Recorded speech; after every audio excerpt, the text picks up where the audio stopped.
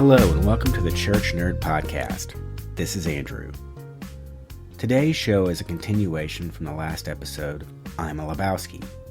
Basically, I had two really good conversations about the movie with two great individuals, and I didn't really have the heart to cut them up and mash them together in one massive episode. And if I'm honest, I didn't really want to. There was some inevitable overlap in topics and discussions, sure, but I liked them both too much. I wanted to keep them whole.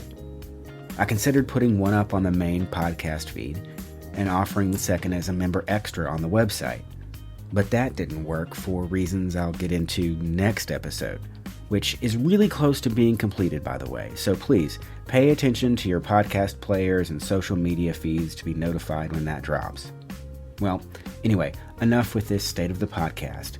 Now it's time for episode number 6, You're a Lebowski.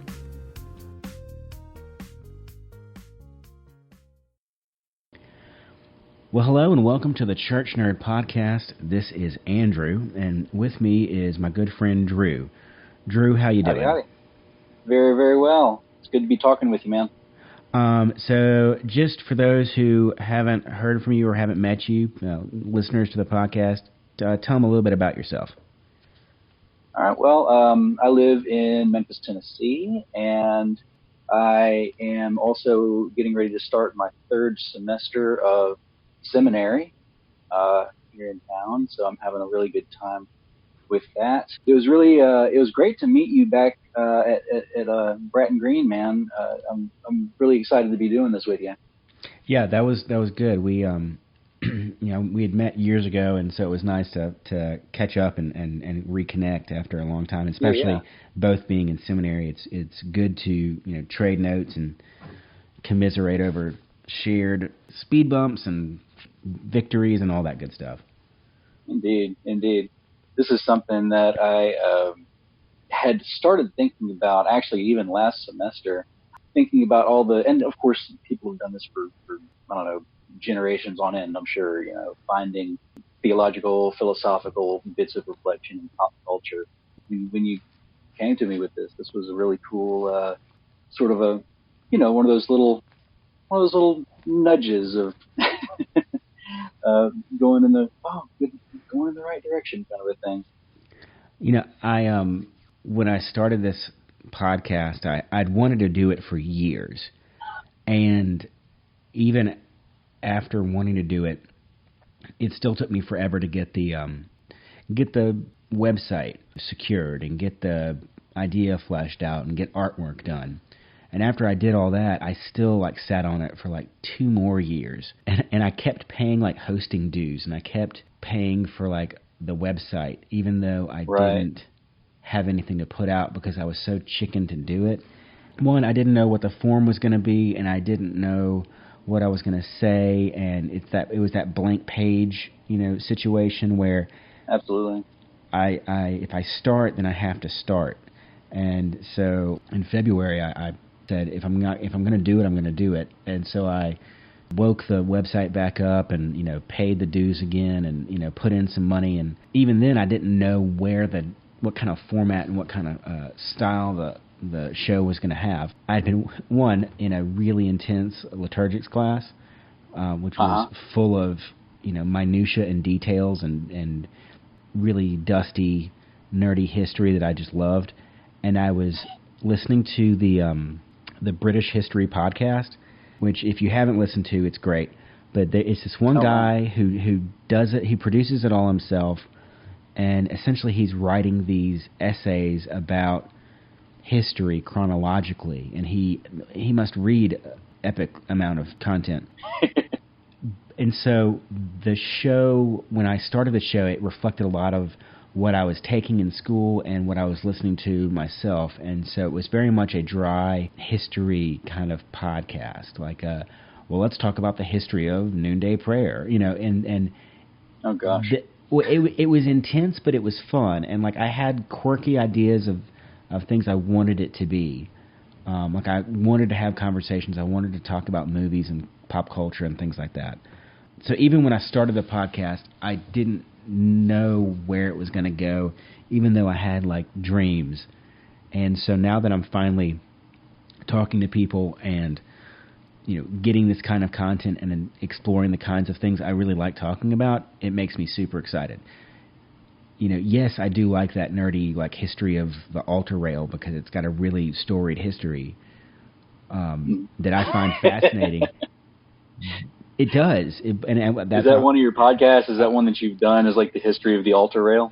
No, but it's coming down the pipeline. There's a draft script on the website, and you're welcome to go look it up after this. But no kidding, yeah. There's so much quirky little things that like The Youngest Pope was an episode I did, and it turns out that one of the youngest popes is the first guy to be pope more than once. He was pope 3 times.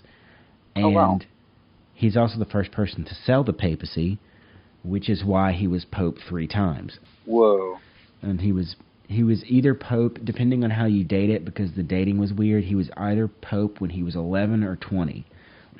Depends on which scholar you believe. Anyway, point being is that I didn't know where this was going to go, and I'm still not sure where it's going, but like you were saying, those nudges really do catch you and say, hey, no, clue into this. Mm-hmm. And I think it's really... Plus, as Theodore Herschel says, if you will it, it is no dream. I like that. Oh, yeah. Well, I actually learned that from Walter in The Big Lebowski. So. Oh, God, that's awesome. I think it's really important that for people who are, in seminary for whatever reason, we're here to be not only just educators and teachers and professionals in that way. We're here to also, just be well-informed Christian communicators. And so we need to speak the language of pop culture, art, trivia, movies, comics, Oh, yeah, absolutely. Fashion, everything. Mm-hmm. Yeah, part of being a good communicator is obviously being, accessible.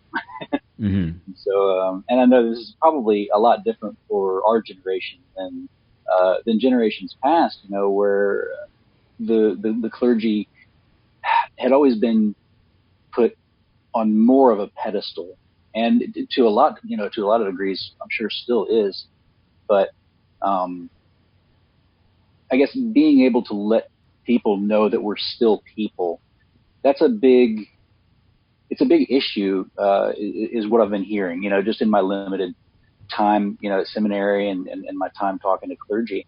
It's tough to communicate with people who see you as the sort of this removed, person. If I, as a deacon or a priest, if I ever want to lead some kind of a small group wherein we talk about, what are the theological bits of reflection that we can find in something like The Big Lebowski, is that something that people would be interested in exploring with me as a member of the clergy, and I think it is important to put it out there that, hey, we're accessible. We're all looking for answers, in all the same places. And so I don't know if you've had any sort of direct experience with that.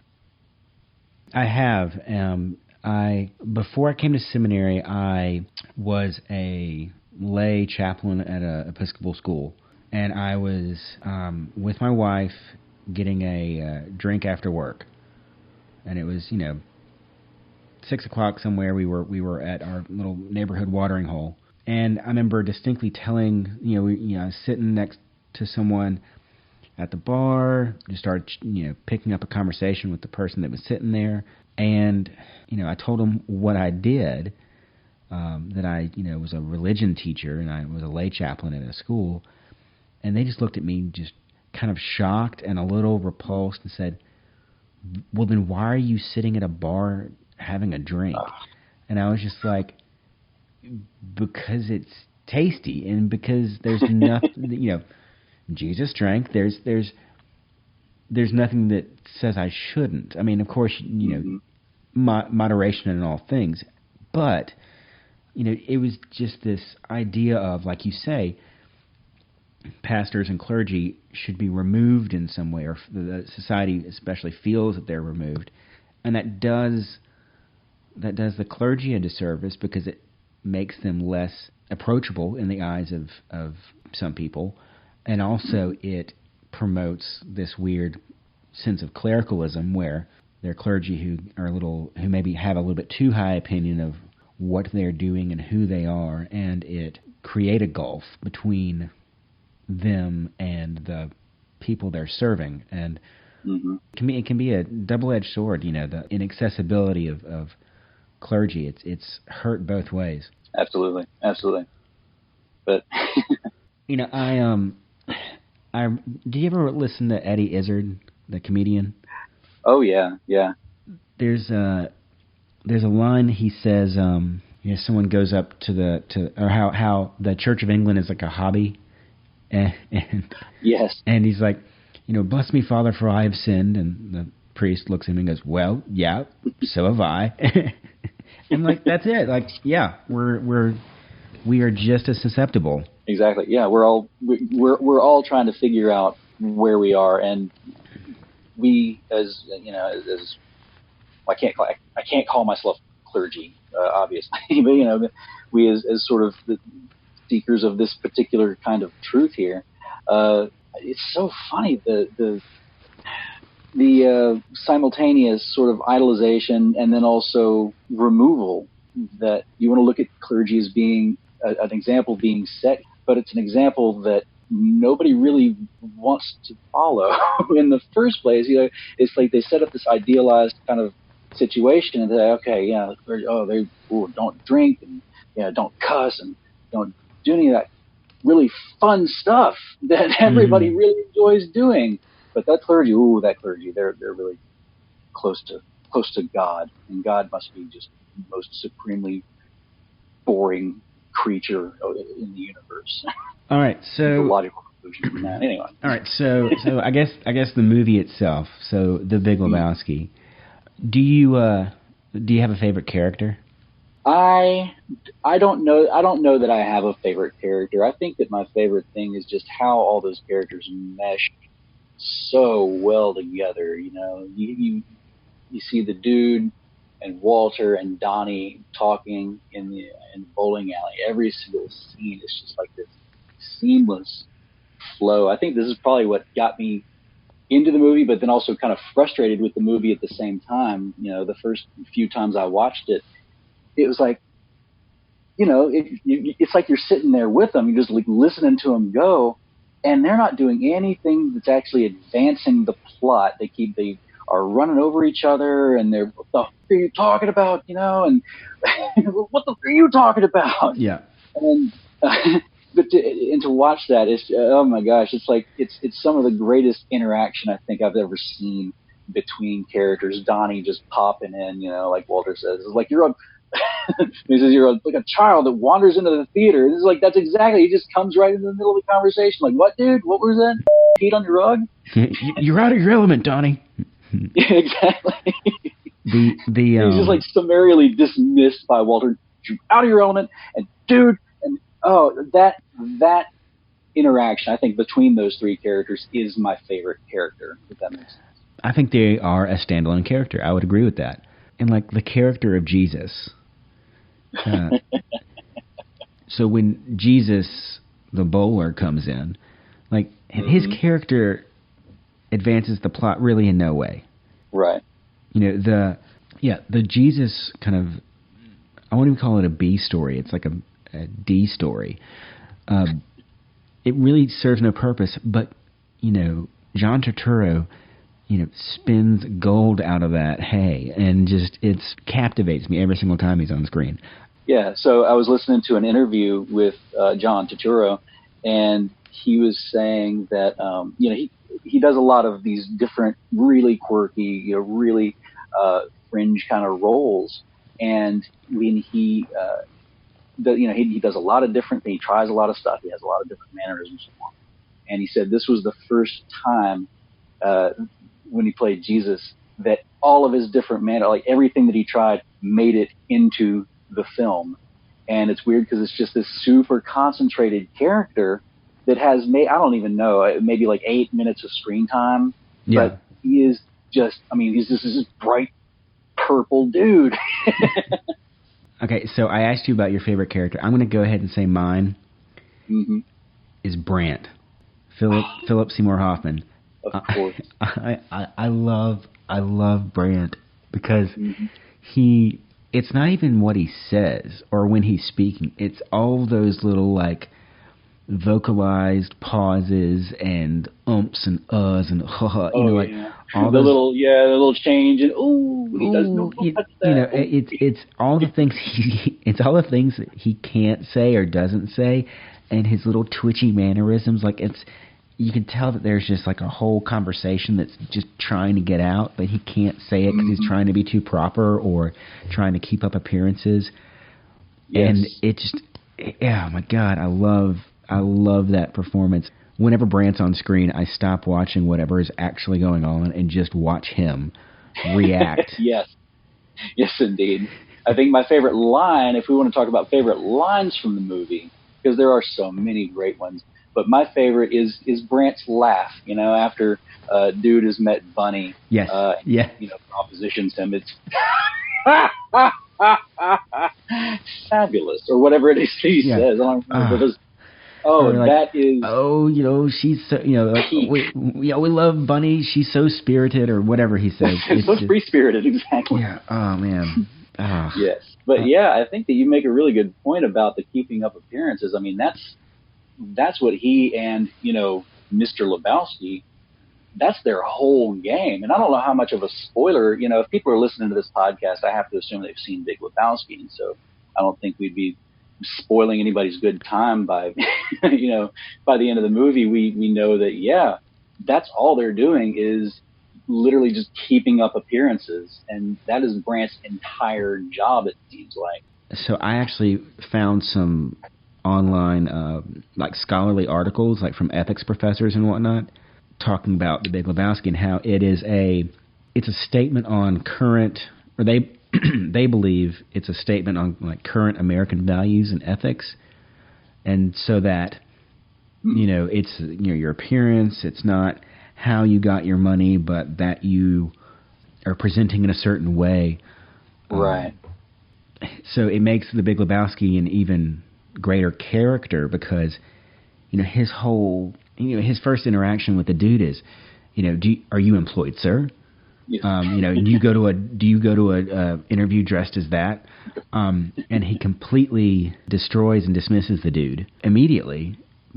When you know that he doesn't have money, he gets an allowance from his daughter because it was his late wife that had the money. Right. That technically he doesn't have a job. Exactly. And for all of his blustering, all of his. I went out and achieved. Mm-hmm. He never expounds on how he actually achieved, and of course, then we find out he didn't achieve. He found a wife. Is what he did. He found a wife, and then now his wife is dead. He finds a new wife. Apparently, he's really good at finding wives, but that's about it. Yep. He's a gold bricker. He is a gold bricker. He is a complete gold bricker. And, he does use the word achieve or achievement is just in his entire, every one of his lines is imbued with that language or that word specifically. He is all about achievement, but it's fake because he's not, yes, he has achieved prestige and, shaking hands with the first lady while she was first lady of the nation, not of California. Not of California. But yes, he has achieved all these goals, and you can see the wall of plaques and the Time mirror, the Time magazine mirror. He's achieved all these things, but he hasn't really actually achieved them. He's just presented such a good image of himself. He has presented himself so well that he has all these accomplishments, but he hasn't really achieved anything. Exactly. He if we were to ask, Mr. Lebowski, and like for real, and not like the putting on airs, like if we were able to to get down to the core of the onion, as it were, and say, what was your achievement? What did you actually achieve with your life? And I feel like his answer would be, I achieved achieving. The achievement was the achievement. I didn't create this Little Lebowski Urban Achievers program to actually help kids. I created it because my name would be on it, and that would be the achievement. That's the real achievement, is having my name attached to something that I don't actually have anything to do with. I'll show up for the pictures, and my name is on it, but that's where it ends. He's farming goodwill and prestige. Indeed. For a brand that is him. Mm-hmm. And I got to say, I think there's a lot of that going around. Whether it's in, politics or entertainment, celebrity culture or business culture, or even in the church itself. There's a lot of what can we do to promote the name of our brand, just because promotion is good. Oh my gosh, you are absolutely right. Oh, it's when marketing becomes sort of this principality in and of itself. I like that. What can we do to promote? Well, what does it matter to promote? What about the good that is being done? Do we put a shiny face on that? Is that more? When does that become more important than the thing itself? If we want to, why would we want to bring attention to a soup kitchen that serves hundreds of people, every week? Is it to get more help, or is it to, like you say, is it for promotion? Is it for the attention? It's like, when does that become more important than actually the feeding of the people? Because we know that it does at some point. I was, years ago, I was a youth minister at a church, and we were staying at this big church in Chattanooga, and we were walking around, and you see these pictures of all their parishioners at all these outreach ministries, whether it's a soup kitchen or a Habitat house build or other ministries I was not aware of because I wasn't from there. But you could tell that what this church valued more was not, beautiful, expensive paintings of like scripture scenes or gilded artwork. It was, they were very proud of their outreach. Mm-hmm. And so, and this was a big church that had enough money and enough, clout in the community to be pompous and kind of holier than thou and up in the clouds with rarefied air. But they were really grounded in, we physically go out and help these ministries. We're not just writing a check.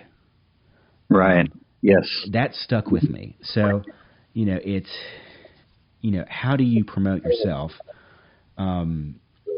I think says a lot about what your end game is. And I think that's important for us to all kind of remember, whether we are in a ministry setting or in a job setting or just in a social media. Here's how I want to present myself to other people. Yes, indeed.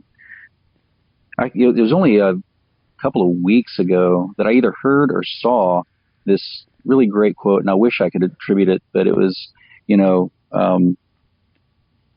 a shoemaker doesn't proclaim his Christianity or his love for Jesus by putting crosses on all his shoes. He does it by making good shoes. Yeah. That's not to wear out the that quote attributed to Francis that probably wasn't him, but it's was it proclaim the gospel at all times and when necessary use words. And if necessary use words, yes. It's so cliche, but man, it's still real good. Indeed. All right, I have a question for you. Yeah. Right. Well, before we do that, because there is an example that I just thought of in Big Lebowski that kind of connects to all this, you know. And it's one of these things that it's not even, you couldn't even call it like plot point D. It is less than 5 minutes of screen time, and it's where the landlord has come to dude's door and is so excited about his dance cycle. Oh, I'm a dance cycle. And dude's like, I'll be there, man. You know, we'll give you notes. And completely forgettable thing, because then the plot like really advances in a big way, gets punched in the face and all this. And, you know, cut to however long it is later, 45 minutes later, and here's the dude and Donnie and Walter sitting in this dark theater. And I had to watch a few times before I was like, oh, it's this landlord. He's at the dance cycle. Hey. And that's just like an example of dude in the middle of this big wacky adventure that he's having. He still remembers, like, oh, man, I got to go watch Lonnie's dance cycle because he's counting on to give him notes, and I'm going to be the only one in the audience. So, you know, show up for him. So, I don't know. I feel like that kind of connects. Maybe it's not a literal connection, but well, but it's, you know, the dude is, he knows what is important to himself. Mm-hmm. You know, it's not money, it's not employment. He doesn't measure his success or his he's not fulfilled by measuring those things. You know, he does identify as a pacifist, and he's trying to, you know, tone down Walter when he gets all riled up. But what's important to him is, you know, making sure he's got enough Kahlua and creamer, making sure that the creamer hadn't spoiled. Yep. And if that needs a little mid-grocery store taste test, that's cool. But, you know, he's going to show up. He's going to do his best to show up for, you know, Lonnie's dance cycle. He's going to, you know, call back, you know, he's going to call back Maude, or he's going to... That's right. He's going to follow through on the things that he's, you know, set out to do. He's going to go. He's going to go to the very thorough doctor, you know. Indeed, he's there for his friends. I mean, you know, he only in the very most extreme circumstance does he even threaten Walter. You know, if he says, if you don't come pick me up, I'm off the bowling team. Yep. Like that. You know, he's got a very clear sense of priorities, obviously. Okay, so one little line that I never noticed until I watched it not long ago. So, you know, when the Big Lebowski gets the package with the toe. Oh yeah. And he gets really angry at the dude, and he says that, you know, if you don't find my money or find Bunny, I forget exactly what he says. If you don't find my money, they're in the back of the limo, and he's just gotten dragged out of one limo and into another. Yeah.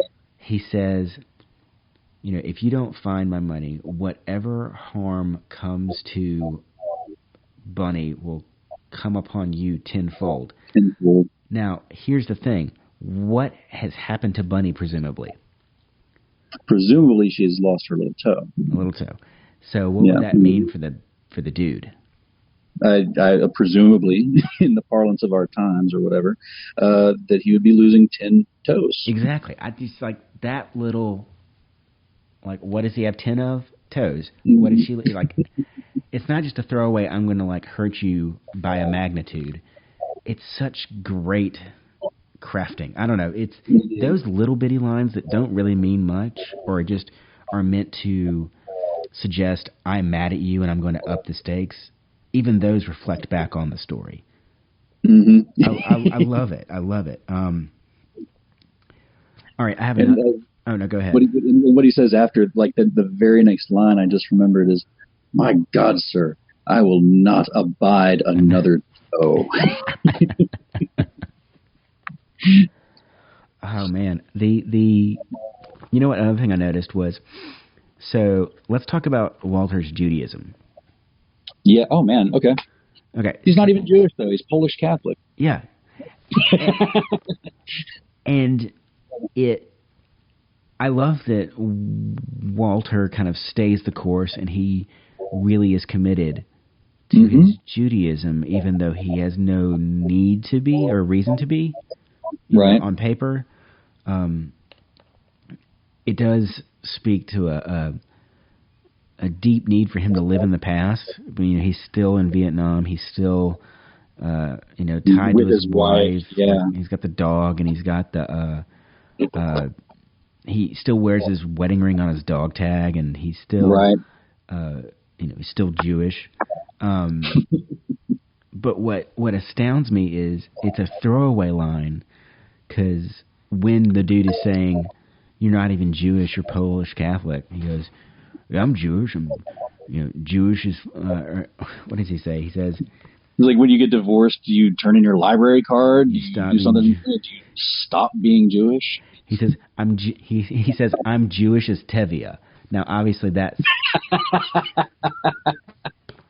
Jewish is this other made-up character. Yeah, that's the thing. Is like Tevye, Fiddler on the Roof, a pin in the zeitgeist of people of what Jewish tradition is. Tradition. And, exactly. And so, on the one hand, this should mean that he's extremely Jewish, but like you say, like you mean, that's a fictional character. Tevye is not character. Maybe even I haven't talked to any of my Jewish friends about Fiddler on the Roof, so I don't know how much they, sort of how legitimate he is as a character. I have to assume that the show is very legitimate, and that Tevye is a very legitimate character. But as is the case with any Broadway character, there's also a little bit of sort of caricature involved as well. So. Walter sort of comparing himself to this, what you might consider larger than life, like kind of a thing. I wonder if that was part of the intention for that particular line.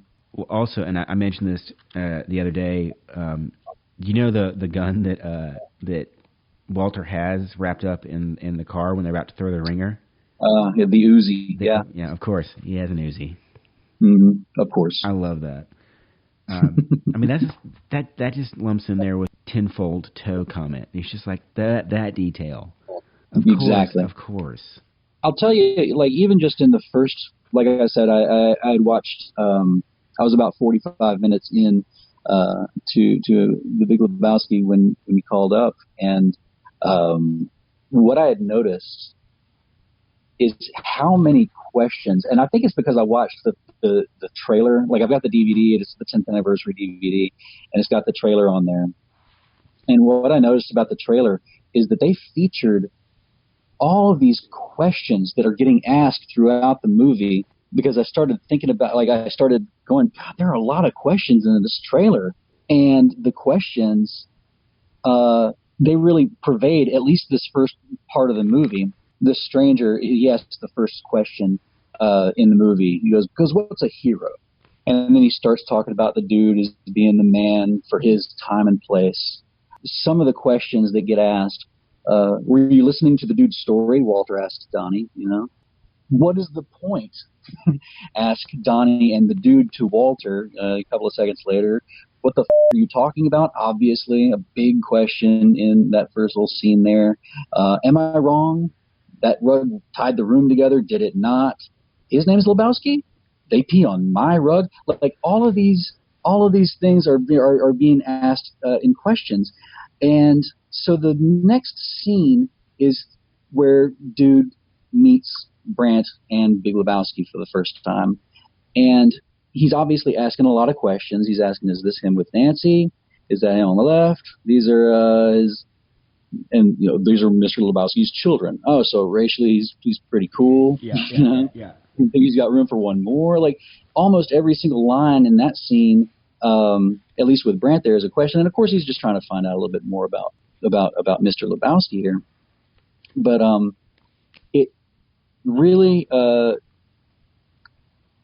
think watching the trailer and hearing all those questions, and then hearing how many questions are just almost rapid fire in the first couple of scenes, really kind of paint this picture of the dude as being kind of a seeker of knowledge, a seeker of wisdom.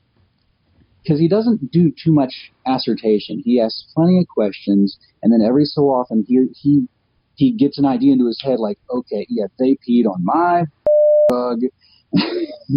And that's when he goes and does, like, all of this information's come, and now I'm ready to go and do something with all of this knowledge, I guess, that I've gained, you know?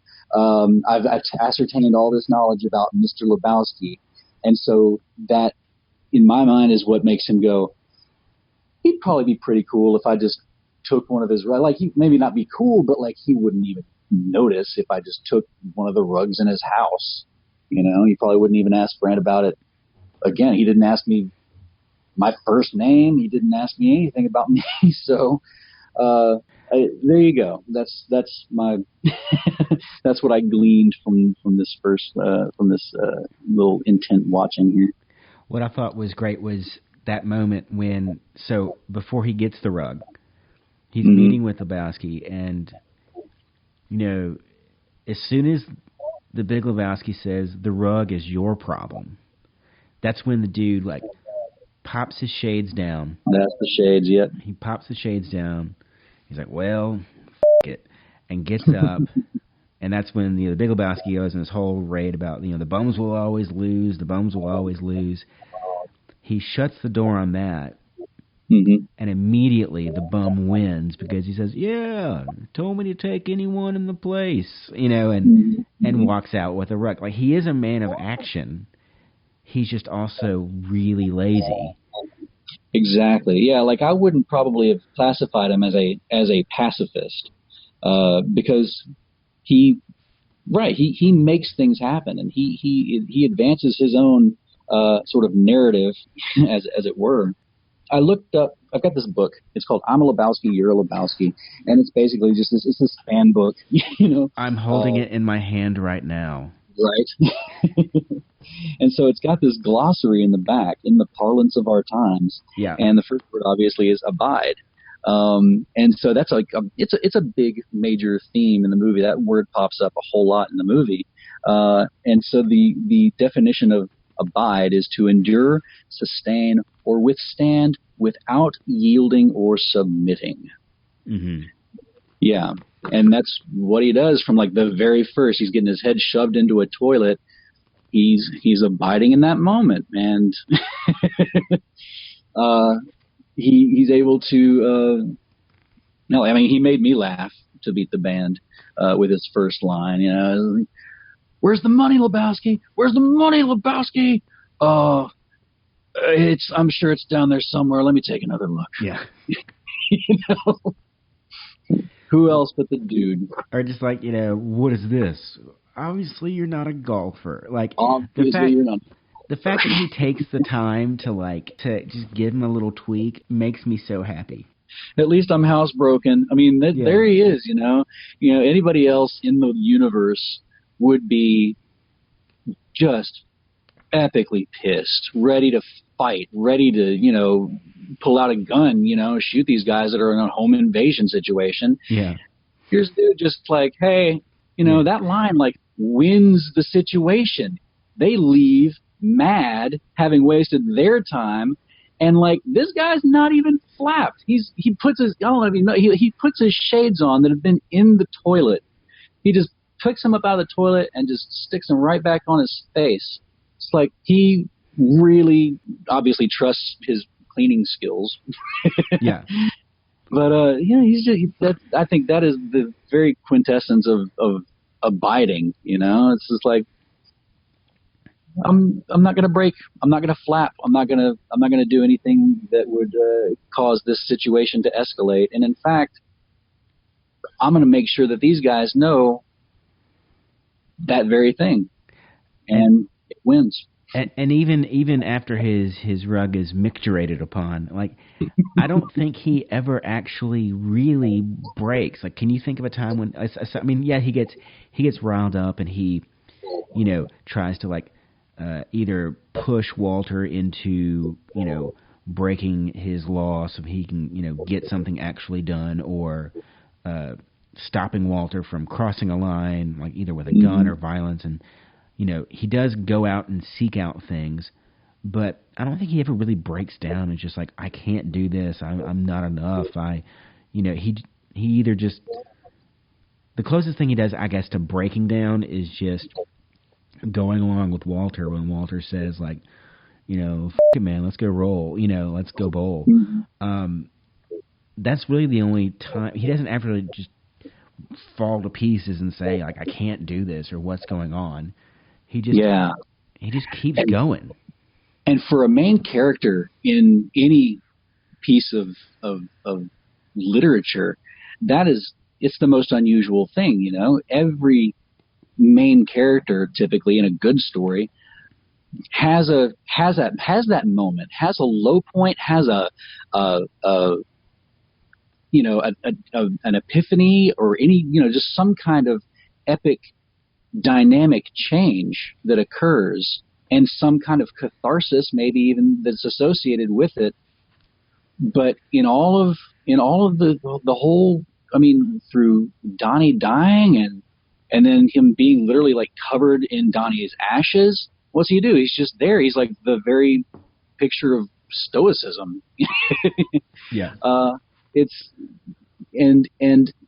But you don't get the impression that he's just remained unaffected. He's obviously very invested in his friends, and he's very invested in his in just who he is and his day to day. He's very invested in his life. But if two guys come breaking in and pee on your rug, what is there to really get upset about? When he gets upset, it's not, he hasn't gotten upset. It's Walter talking at the bowling alley that has gotten him sort of, that's like where you can see, I think, one of these little examples of him sort of getting riled up, This guy owes money all over the town, and they come and they pee on your f***ing rug. They pee on my f***ing rug. They peed on your rug. Like, that was, so I think you're right. It was like, to maybe even just to give credence to this idea of Walter's, he decides to sort of go along with it and even let himself get a little upset by it. Like, let's explore this feeling. Let's explore what And I have to mention that, when they stole his car, they left the credence. No, there was no sign of the credence. They couldn't find the briefcase or the credence. Or the credence. Yeah, that's it. Yeah, or the credence. Yeah, wouldn't hold out much. That's what it was. Wouldn't hold out much hope for the briefcase or the credence. When the police when he's filing that police report, and the two cops are sitting there talking to him. I love it because one of them's like, "Oh, you employed?" or "Oh, what's this?" The other cop is like sitting there, like shifting through the ashes in his ashtray, and he's just looking at him like giving him this like big stink eye. Yeah. What are you trying to pull here? Like, clearly, I know exactly what this is. Like. Oh yeah, and dude didn't even make any, like, he didn't clean it. He called the cops, but he didn't clean out his ashtray. No. There. I love that detail where it's like, let's just have the other cop sift through the dude's ashtray and just give him the stink eye. I love it. Okay, so I think it's time to talk about the dude himself. All right. So you have the Lebowski book. I've got the Lebowski book. I think we're both well versed in lots of good people's thoughts. Do you see the dude as a Christ figure? I gotta say, I have thought about this. I can't say that I regard the dude as a Christ figure, although he does have some really Christ-like qualities, and I think this goes back to what we were even talking about a few minutes ago, is that the dude he goes through life remaining very unaffected, and I would even say even uncorrupted by what we might even call, some of these big sins, like, sin of wrath and of gluttony, and he doesn't seem to be affected by or greed, any of that stuff. But it's not by virtue of his lack of participation in life. He hooks up with Maud. He smokes weed. He drinks. He goes bowling. He's participating in life, but he's not succumbing to those adverse forces that might, otherwise sort of, corrupt his way of thinking. So I guess in that sense, you can see where he has Christ-like qualities. But I wonder about your take on that. I wonder if it's different. Well, I was telling my friend the other day, I don't see him as a Christ figure, except, in the stranger's final words, like, there he is, a dude, the dude, a man for our time, for his place and for his time, taking it easy for all us sinners out there. Taking it easy. And yeah, I think that's what, at least America needed in the 90s, according to the Coens, but also I think still needs today. I'm thinking of the Gospel of, I think of him as Jesus in the Gospel of Luke up until, Luke says that, Jesus like turned his face to Jerusalem. And so like all of his ministry up until then was going hither and yon. And then finally he's like, nope, okay, time to do this final chapter. And then he turns his face to Jerusalem and goes that way. And eventually you get, the triumphant entry and Passion Tide and all that stuff. So as sort of a kind of a Ronin walking the earth, living a way of peace and showing a way of abiding, I definitely think that's something that people have latched onto, and that's kind of why this idea of the dude as a Christ-like figure, I think that's where that idea comes from, and where I can agree with it. But ultimately, I don't think he's a Christ figure. That he didn't sacrifice himself. He didn't do anything as great as Christ. Indeed, yeah. He didn't. I could think of like some ways that the Coens could have written some parallels in there, but it would make it for, I think, a pretty terrible movie. To tell you the absolute truth, if you were to come across some little girl and get up. Oh yeah, yeah. Or God, yeah. If he healed someone, that'd be awful. No, but like, I'm not gonna equate him stealing a rug from the Big Lebowski as turning over tables in the square. But I do think it's a good lesson that we could learn, that someone can be okay and still eschew all of the norms of society. Because, Jesus was radical. He flew in the face of societal norms. He did the things you shouldn't do and didn't care that it made him look bad or that it made him look good. I mean, clearly lots of people think that the kind of lifestyle that the dude lives is good because there's a Church of the Latter-day Dude. There are dudists, right. And so in that way, that kind of wandering the earth, being content with little and surrounding yourself with people whom you trust and whom you love and whom you will go to all this effort for, that reminds me of a lot of the kinds of things Christ did with his friends and with his followers. But that's about as far as I can go. Actually, I think I've got one more. This is something I just thought of. Is the dude spent an awful lot of time speaking in parable. Yeah. Yeah. Tell me about it. Well, from the very first, I mean, we were just talking about this, scene again a few minutes ago where uh, dude pulls the ball out of the bag. What's this? Obviously, you're not a golfer. Like that kind of strikes me as, I mean, could you hear Jesus saying that to a Pharisee? Yeah. It's this speaking in very subversive tones and it doesn't matter to whom, it's people that are trying to cause him grief and strife and kind of knock him around a little bit, whether it's literally or figuratively, Same thing with Mr. Lebowski with when he's, is this how you go dressed for a job interview on a weekday? What's his answer? What day is this?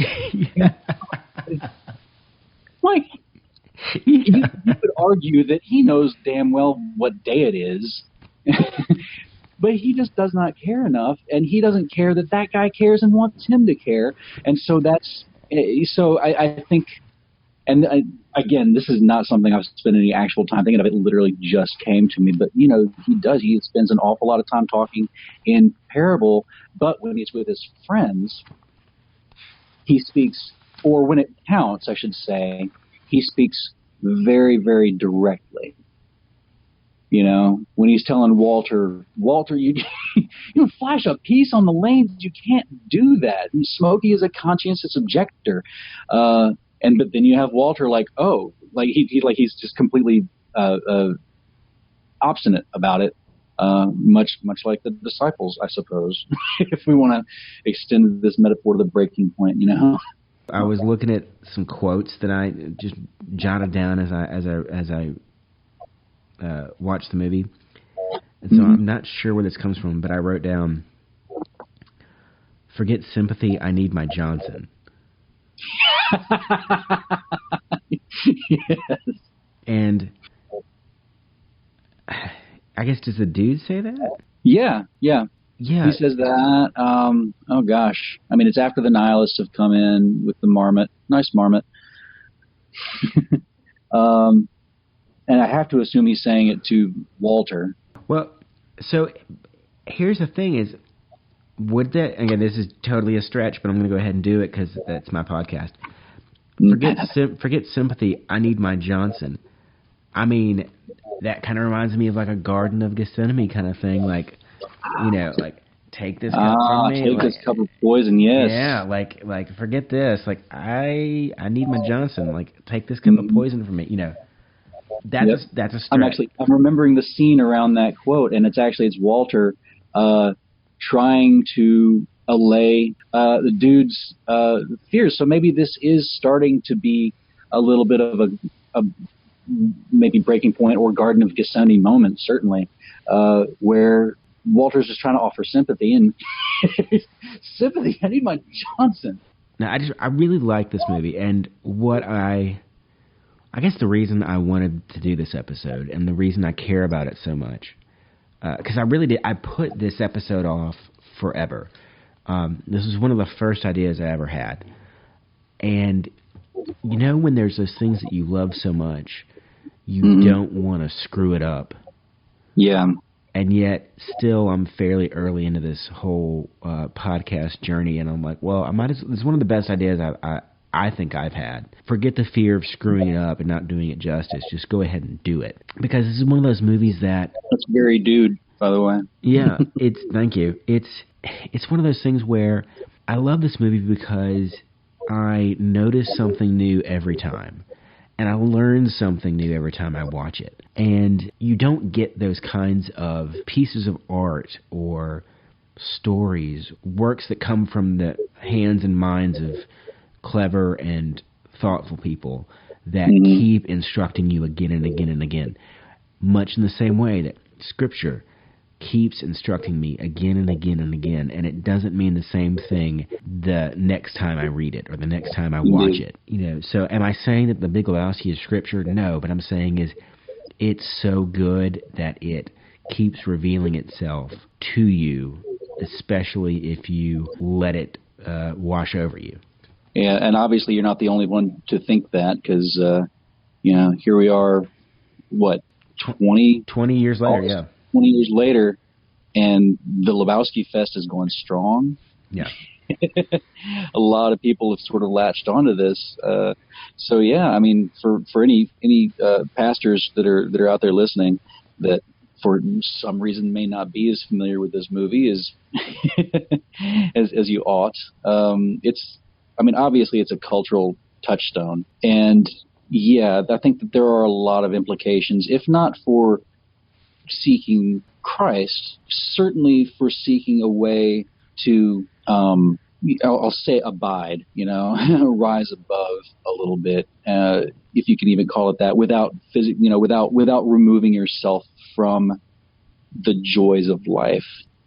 To abide for me is to be like a stone on the shore or in the river. The water rushes over, current flows, and yet I maintain.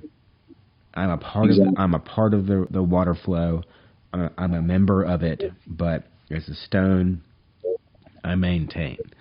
And it wears you down and it changes you, but at the same time, you maintain. And so that's what abide is for me. And of course, that word comes up in Scripture a lot. You abide in Christ, you abide. And so, the fact that I can at least tie in a very thin, threadbare way, if I can, at least tie something I love, like this movie, and to something I greatly enjoy and greatly love, which is my faith and Scripture, I'll do it. Because it's going to help inform how I walk this path and how I live my life. And I love this movie, and I'm glad I can talk to you about it and share some of that with other people. Oh, absolutely. Yeah, me too, man. Oh my gosh.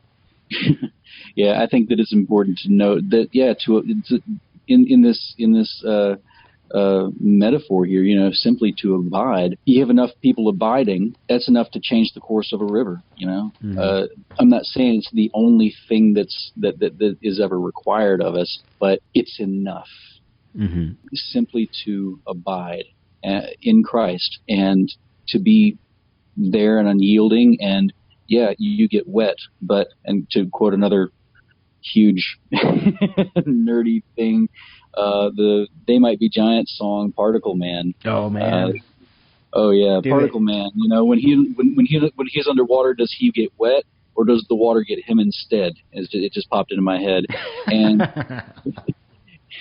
your rock metaphor, you being in the water, yeah, you got wet, but the water also got you. The water has to deal with you as well. And as long as you abide, you are making a change. You are being, say, what you are called to be, to some extent. Well, do you have any final thoughts before we close it out? Oh man, we didn't even get to talk about The Stranger, did we? We can talk about The Stranger. Oh man, not that there's any.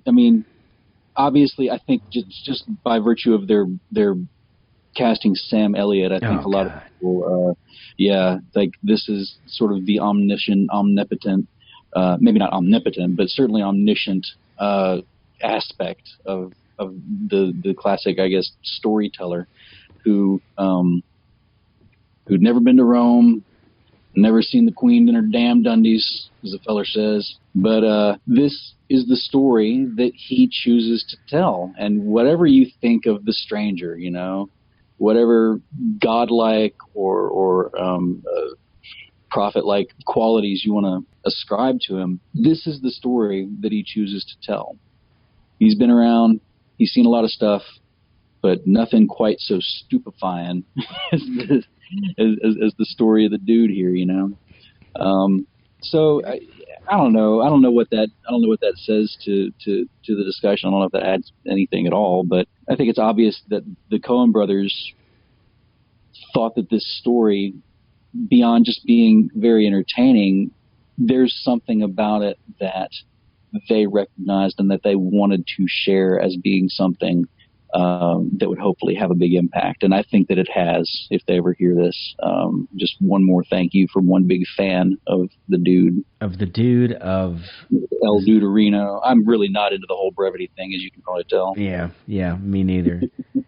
I mean, even just the stranger, just the way he cares about how he treats people. Mm-hmm. The way he tips his hat, gives you a little wink. Sam Elliott's God-given glorious mustache, and it could have only come from a loving God, that mustache. Oh my God, it's so good. And one of my favorite things is how so the dude goes up to Gary, the bartender, and orders 2 oat sodas, which is my favorite way of referring to beer. Yes. But then right there is a stranger asking for another Sioux City sarsaparilla. Sometimes the bar eats you, or sometimes you eat the bar, and sometimes the bar eats you. Mm-hmm. Which it wasn't until I read that book that I realized he actually is saying bear, but doing an impression of a previous performer who had said bar, meaning the word bear. Bar. That's how he said it.